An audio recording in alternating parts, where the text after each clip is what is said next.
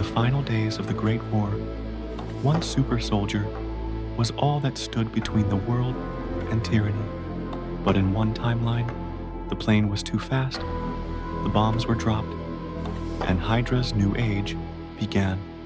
History, as we know it, is a fragile tapestry woven from countless moments of chance and choice.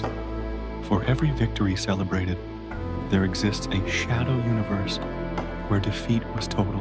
In the prime timeline, Captain America, the Allies' Sentinel of Liberty, successfully boarded the Valkyrie, the flying wing bomber carrying Johann Schmidt's apocalyptic vision.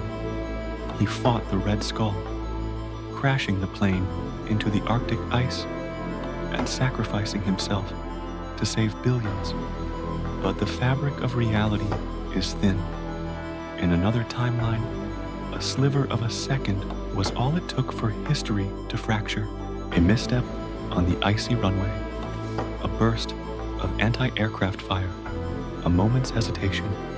The Valkyrie, carrying the very power of the gods, soared into the stratosphere, leaving a lone super soldier staring into the sky as the world's fate was sealed. The bombs were not stopped, the Tesseract was not contained, and the world we knew was lost. The hours that followed were not of battle, but of annihilation. From the heavens, the Valkyrie's payload rained down upon the capitals of the Allied nations: Washington, London, Moscow. Cities that had been symbols of defiance were reduced to glowing craters of blue energy. The Tesseract-powered bombs did not just demolish, they unmade. The core of global resistance, the military and political leadership of the free world, was decapitated in a single surgical strike. What followed was a grim formality. Armies without orders, navies without ports, and populations without hope could offer little more than token resistance. HYDRA's advanced legions, armed with their own Tesseract energy weapons, swept across the continents. There was no negotiated peace, no armistice, no surrender. There was only conquest. The war did not truly end. It was simply won. And from the ashes of the old world, a new global order arose. Its symbol, a crimson octopus, its master the Red Skull, its anthem, a whispered, chilling phrase: "Hail Hydra." In the decades that followed, the planet was remade in Johann Schmidt's image. The world became a single unified state, under the absolute dominion of HYDRA. The very concepts of nations, cultures, and individual freedoms were systematically dismantled, deemed relics of a chaotic and inferior past. Cities were rebuilt not with brick and mortar, but with cold, monolithic steel and shimmering energy conduits. Every aspect of life was powered by the Tesseract. Vehicles glided silently through cityscapes on anti-gravity plates. Communication was instantaneous, global, and constantly monitored. Medicine could regenerate limbs and cure diseases once thought incurable.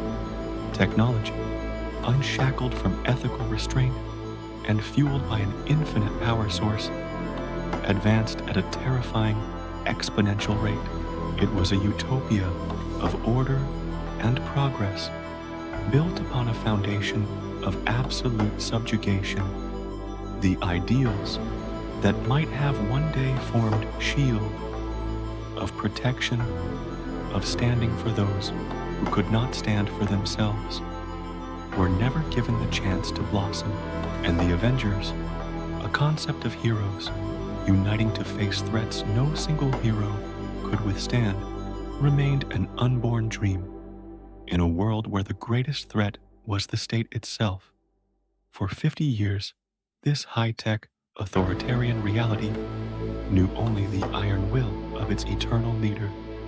Johann Schmidt, his life artificially prolonged by the Tesseract's energies, ruled not as a man, but as a living deity.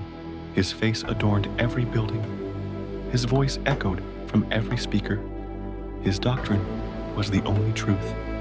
Then, in the mid-1990s, a star fell to Earth.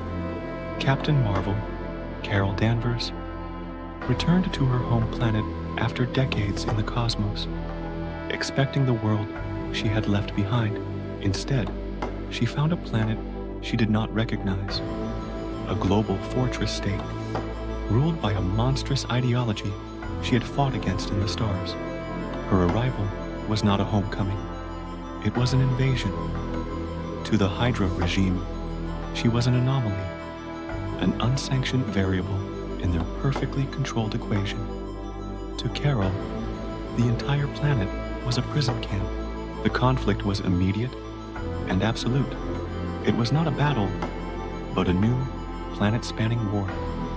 On one side, a single woman wielding the power of a binary star.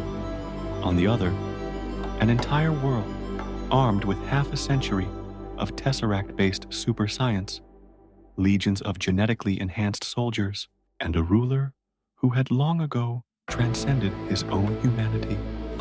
It was a war for the soul of a world that had lost it long ago.